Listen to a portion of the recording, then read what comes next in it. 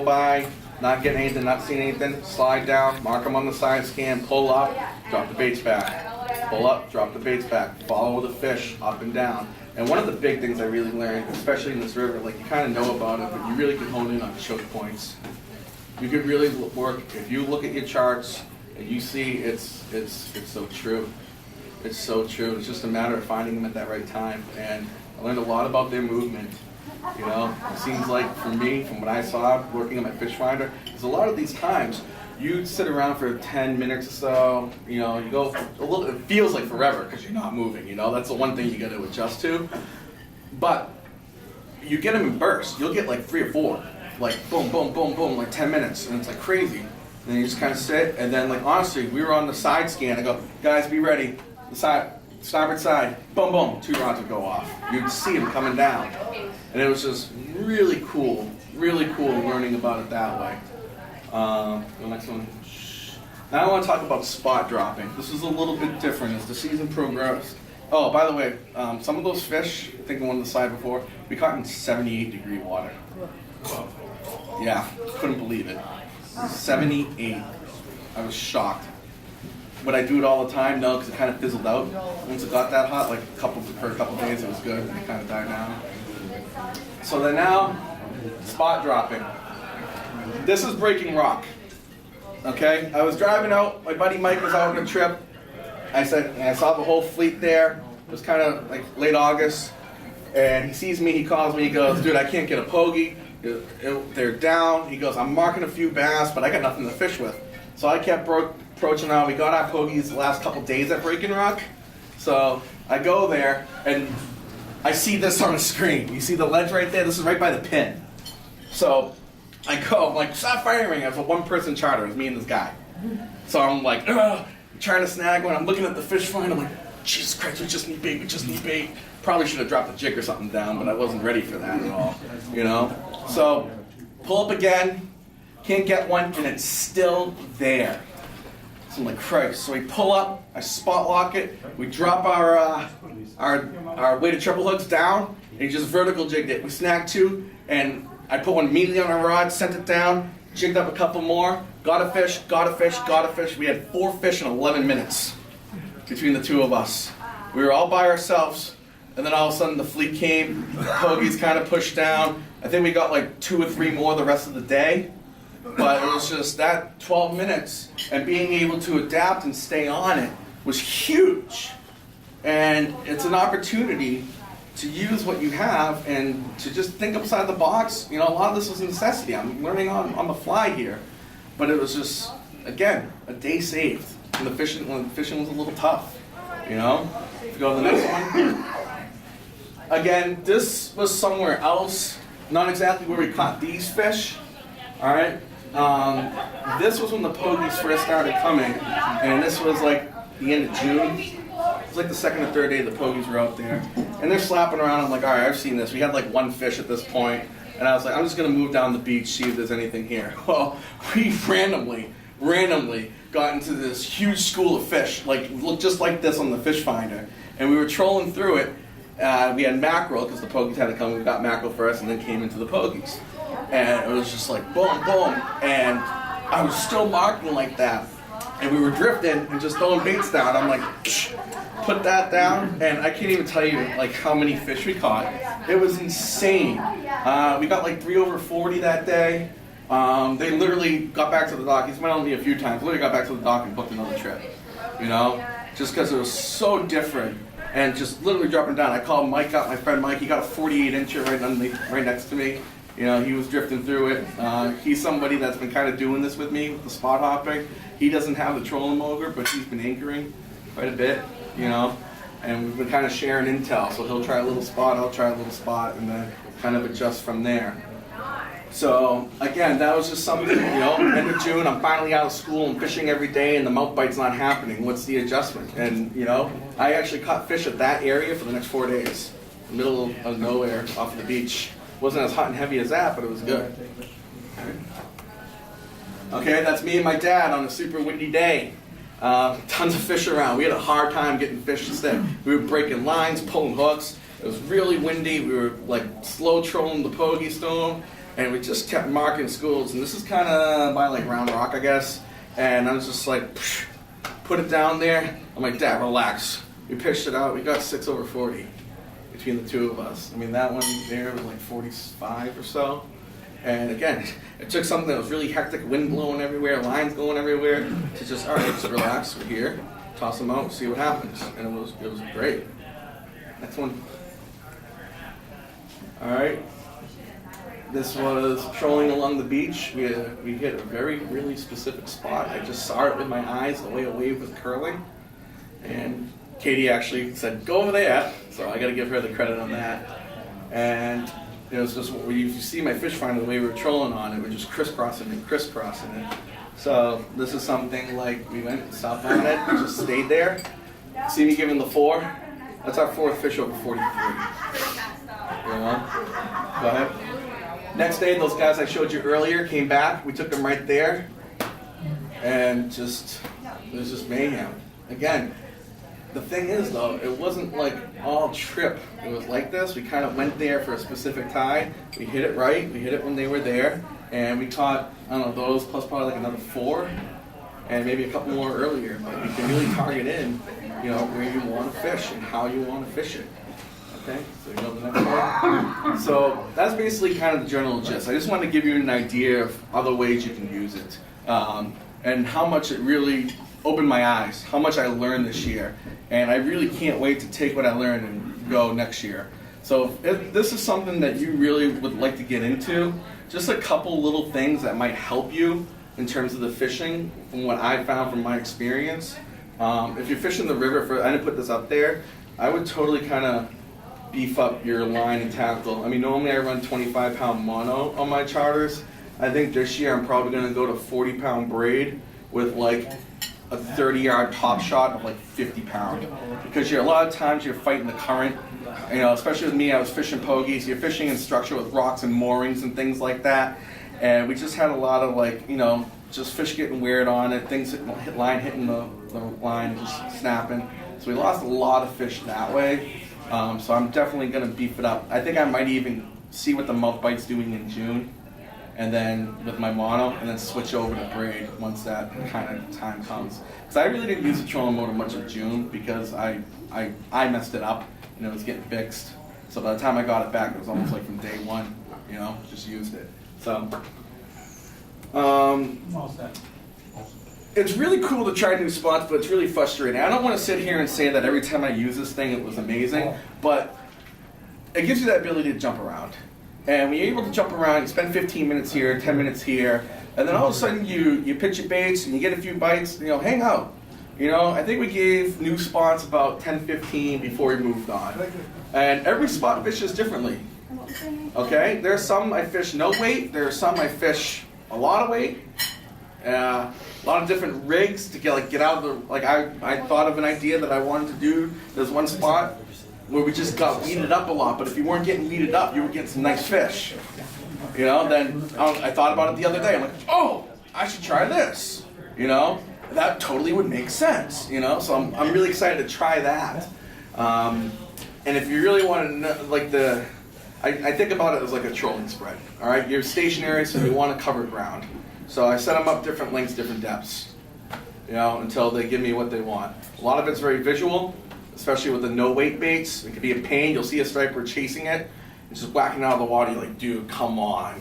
I mean, I think there was at least 2 fish this year. One of them I was snagging pogies, that wasn't good, but another one I was anchored up, and it just turned sideways. It was like this, and it was just following a pogie like this fast. Like, eat it, and then it just turned off. I was like, oh man. It was very visual. Okay, good. The fish come in waves. You know, if you're in a spot that you're confident that fish are going to come, I really, really believe that if you pick a good spot, I don't know if sometimes the fish are hanging there or if they're cruising through and you're getting those little batches. You know what it reminded me a lot of back when we used to troll outside the 3-mile line, and a lot of times you get those double hits and then you circle around, you get like 2 more and then you're off like trolling. It really reminded me of that, of fish moving in the current to stage or going down this travel lane and then just stopping by for a snack. Because I swear to God, it was like you marked them, you count to 5, you got them most of the time. So you get that blast, and then you might have to wait. But I always try to get that blast in the first 15, then I'll move on. But if you get them, they were there for a reason. Something might be coming down the pipe. All right. Again, we did so much playing around. It was so helpful having Mike Manolin as well on another boat, kind of doing the same thing, communicating every day about talking about how we are rigging them, what kind of line we're using, what kind of weight. We're using weight, no weight, how far back. And actually one of the things too, he was having a lot better hookup percentage than I was some days, and it was frustrating. More so trolling than the spot lock stuff. And it's because I really think it was because he was fishing braid. We talked about it. So towards the end of my season, I took some of my old, like my cod rods that I had lying around, you know, and we were just trolling pogies with those. They had braid on them, and definitely big improvement in the hookups percentage with the braid. I don't know if it was the stretch in the line or what, but it was definitely a big factor in a lot of stuff that we were doing. So that's another thing. So weights, hooks, leader. Okay, normally drift in the mouth. I run like a 40-pound leader with an 8-aught Mustad circle hook. Like I said, I was fishing pogies, so we played around with leader size. We played around with, you know, singles, doubles. Played with circle hooks and bridle, J hooks, and it just seemed like whenever we got one good for a couple days, the next day you miss 8 fish and only land like 5. And you're like, oh, come on, you know. So I think we settled on one, and I think that kind of changes depending on where we're fishing too. All right, go ahead. And you know, I really use my electronics the last few years. I got a new unit, a new Lowrance unit like 2 years ago, and like having a fish finder that actually works like it's really supposed to with the new chirp and all that. I never looked at my fish finder before. You know, I thought it was broken, or it just wasn't good, or something. I never dialed in. But since I got the Lowrance one, it worked great. And then this Humminbird, in terms of the fish finding capabilities, you know, everyone thinks a Humminbird freshwater like doesn't belong here. Well, they're one of the leading manufacturers in electronics, and they're starting to get in the saltwater game. If you go down to Connecticut and Rhode Island, you're going to see a lot of the guides down there running Humminbird now. You know, I still think in their unit there's some things that they have to do a little bit better. They have to make it faster, but I don't use my chart, my Humminbird. I have my autopilot with my unit. So my Humminbird is strictly my fish finder, and it is awesome. It is just how clear it is. Put in perspective, I had an issue with my trim, and I took my dad's boat out for a couple trips this year, and he's got a Ray Marine, and I thought when we were fishing the pogie schools I was in 12 feet of water. I didn't really think that, but there was no separation. I didn't know my depth. I couldn't find a contour line. It was so frustrating. And then the day I got my boat back, I was like, oh, because I could see a pogie school and I could see the bass zipping into it. I could see where the drop off is and how they're relating to the structure.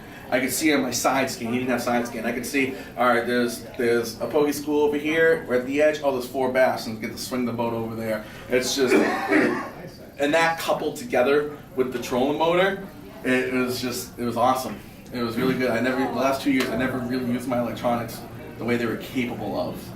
Okay, and the other thing is too, all this stuff I'm talking about, it was all on the fly. It was all the paying customers on the boat.